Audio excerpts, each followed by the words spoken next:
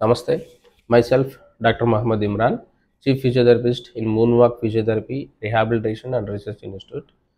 మా లొకేషన్ వచ్చి Guntur to Koratapadu main రోడ్లోనే ఉంటుంది.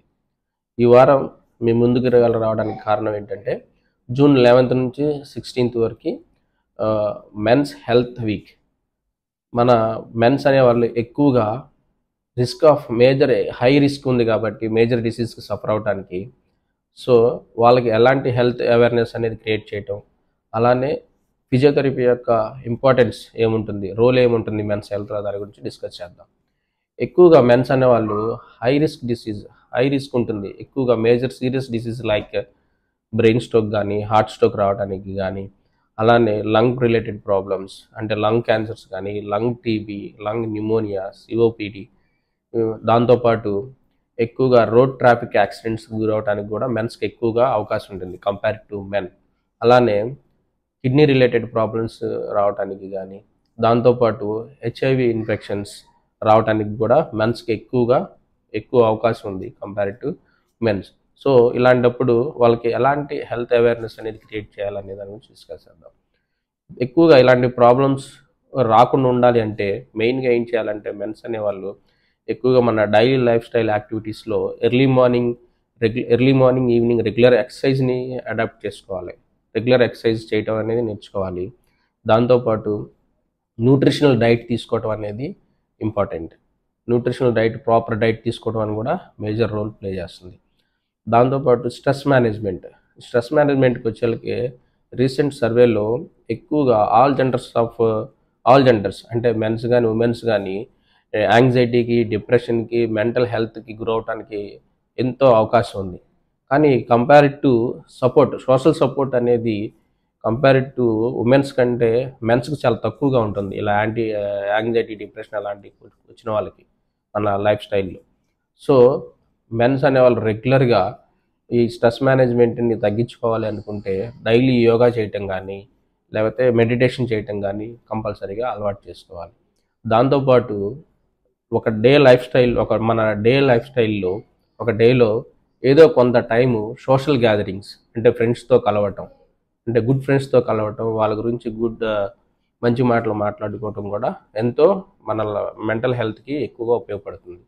దాంతోపాటు ఎక్కువగా మనం పూర్తిగా మనం బ్యాడ్ హ్యాబిట్స్ అనేది మానేయాలి. అంటే పాన్ కానీ, లేకపోతే గుట్కా, పాన్ పరాగ్, పాన్ మసాలా అలాంటివి తినటం, అలానే ఎక్కువగా స్మోకింగ్ చేయటం, మళ్ళీ దాంతోపాటు ఎక్కువగా ఆల్కహాల్ తీసుకోవటం, ఇలాంటివన్నీ పూర్తిగా మానేయటం వల్ల ఏమవుతుందంటే మన మెన్స్ హెల్త్ అనేది చాలా ఇంప్రూవ్ అనేది జరగటం జరుగుతుంది. అలానే రీసెంట్ హెల్త్ సర్వేలో ఎక్కువగా మెన్స్ అనేవాళ్ళు పర్ ఇయర్ 3,50,000 మంది బ్రెయిన్ స్ట్రోక్, హార్ట్ స్ట్రోక్స్ వల్లే చనిపోతున్నారు. సో ఇలాంటి ప్రాబ్లమ్స్ అనేది రావటం వల్ల, బ్రెయిన్ హార్ట్ స్ట్రోక్స్ ఇలాంటివి రావటం వల్ల ఏమవుతుందంటే ఒక మెన్స్కి ఎక్కువగా డిజేబుల్ అవడానికి అవకాశం ఉంటుంది. అలానే మంచంలో పడిపోవడానికి అవకాశం ఉంటుంది. సో తన యొక్క life style, quality of life అనేది తగ్గిపోవడానికి అవకాశం ఉంటుంది. సో ఇలాంటి సమయంలో మన ఫిజియోథెరపీ రోల్ అనేది ఎంత ఇంపార్టెంట్ అనేది నేను ఇప్పుడు చెప్తాను. ఈ ఫిజియోథెరపీ అనేది ఈ మెన్స్ హెల్త్లో హోలిస్టిక్ అప్రోచ్గా చాలా ఎక్కువగా మేజర్ రోల్ ప్లే చేస్తుంది.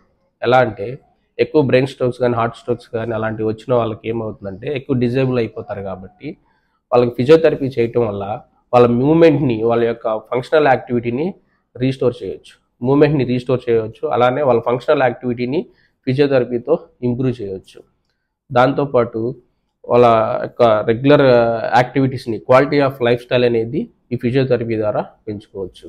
కానీ ఇప్పుడు అది ఒక ఇష్యూ అయితే ఇప్పుడున్న ప్రాబ్లమ్స్లో, ఇప్పుడున్న లైఫ్ స్టైల్లో, సెడెంటరీ లైఫ్ స్టైల్స్లో ఎక్కువగా మెన్స్ అనేవాళ్ళు సెక్సువల్ డిస్ఫంక్షన్స్ మీద, సెక్సువల్ హెల్త్ ప్రాబ్లమ్స్ అనేది కూడా చాలా ఫేస్ చేస్తున్నారు.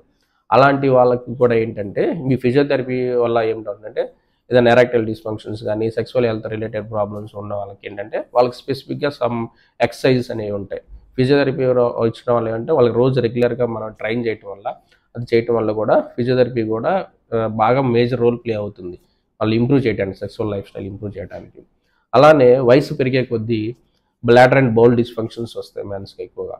అంటే యూరినరీ ఇన్కాంటినెన్స్ కానీ, మళ్ళీ ఎక్కువగా వాష్రూమ్కి వెళ్ళే లోపల యూరిన్ బట్టల్లో పడిపోవటం అలాంటి ప్రాబ్లమ్స్ వచ్చిన వాళ్ళకి ఏంటంటే మనం ఫిజియోథెరపీ చేయటం వల్ల ఏమవుతుందంటే ఫిజియోథెరపీ అని వాళ్ళ యొక్క ఫంక్షన్ని అలాంటి యూరినరీ ఇన్కాన్సిడెన్స్ని కూడా మనం తగ్గించవచ్చు.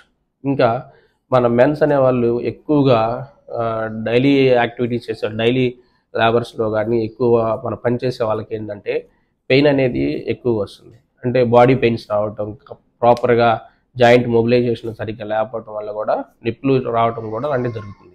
అలాంటి వాళ్ళకి ఫిజియోథెరపీలో పెయిన్ తగ్గించడానికి ఎలాంటి మందులు వాడకుండా పెయిన్ తగ్గించడానికి చాలా మెథడ్స్ అనేది అడ్వాన్స్ మెథడ్స్ అనేది ఉన్నాయి.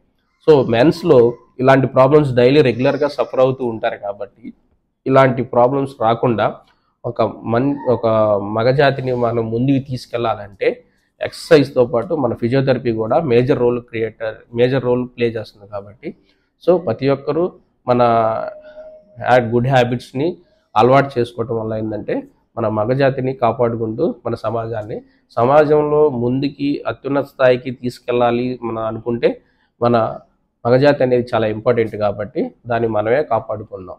Thank you so much.